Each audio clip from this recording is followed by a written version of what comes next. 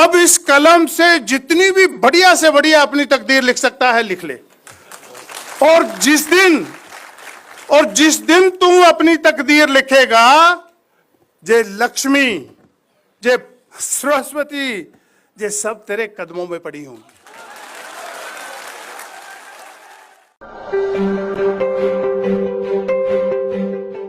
साथियों, आज जो हम फल खा रहे हैं पके पकाए हुए, आज जो हम फल खा रहे हैं पके पकाए हुए, ये पेड़ है मेरे पुरखे के लगाए हुए। आज जो फल खा रहे हैं हम पके पकाए हुए, ये पेड़ है मेरे पुरखे के लगाए हुए। अगर आज नए पेड़ नहीं लगाएंगे तो आने वाले बच्चे फल कहां से खाएंगे। साथियों, मैं भारतीय संविधान को सारी धार्मिक किताबों से महान मानता हूं। मैं इसकी पूजा नहीं करता। मैं जहां भी मुझे समय मिलता है, देश में भी विदेश में भी, मैं इसका प्रचार करता हूं। अगर आज मैं विदेश में हूं और पढ़ लिख सका हूं और बिजनेस में जा सका हूं, तो केवल इसी संविधान की वजह से जा सका हूं। मुझे याद है, मैं जब अपने माँ बाप की हालात देखता था बचपन में, और जब मैं आज अपनी हालात देखता हूं, तो कई बार इस पे मैं विचार करता हूं कि ये इतना बड़ा परिवर्तन जो 2-3 पीढ़ियों में आ गया, ये किसकी वजह से आया। हमारे पास लाखों करोड़ों देवी देवता, संत महंत, ना जाने क्या कुछ था हमारे पास, लेकिन हमारे पास बाबा साहब अंबेडकर नहीं था। बाबा साहब अंबेडकर आए और बाबा साहब अंबेडकर ने ये ऐलान किया। बाबा साहब अंबेडकर ने ये ऐलान किया, मैं सफाई कर्मचारी का बेटा जिसके हाथ में झाड़ू था कभी, कि हे सफाई कर्मचारी के बेटे, तू दुनिया की सफाई कर्मचारी रहने के लिए पैदा नहीं हुआ। मैंने भारतीय संविधान लिख दिया और संविधान में हर एक आपको अधिकार दे दिया, तू जो भी चलना बनना चाहे आज बन सकता है। यही भारतीय संविधान की करामात है। तो मुझे लगा कि मुझे बाबा साहब ने जब ये कहा कि जय मैंने तेरे हाथ से झाड़ू छीन लिया और कलम पकड़ा दी, अब इस कलम से जितनी भी बढ़िया से बढ़िया अपनी तकदीर लिख सकता है लिख ले।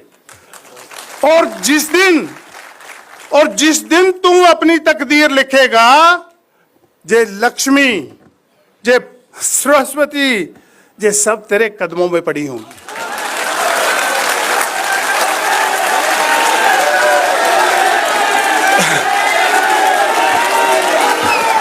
धन्यवाद।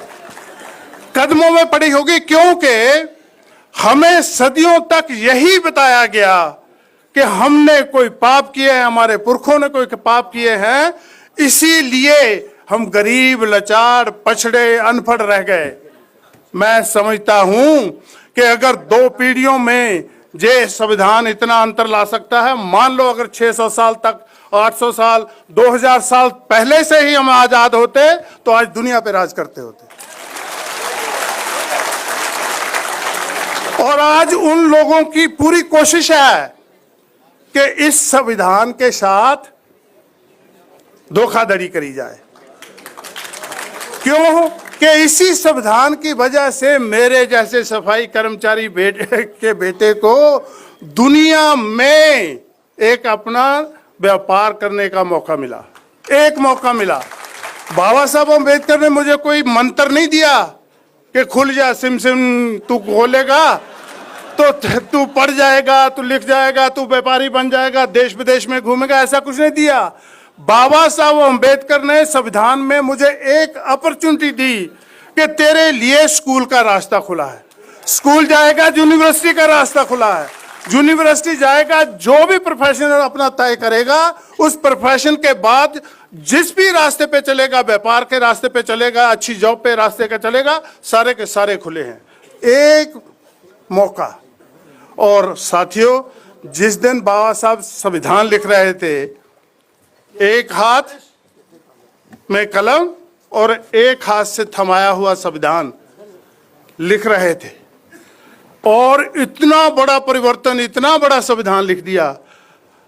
आज करोड़ों लोग, हम तो जहां थोड़े ही हैं, आज करोड़ों लोग पढ़े लिखे उस संविधान को बचाने के लिए सक्षम नहीं हो पा रहे।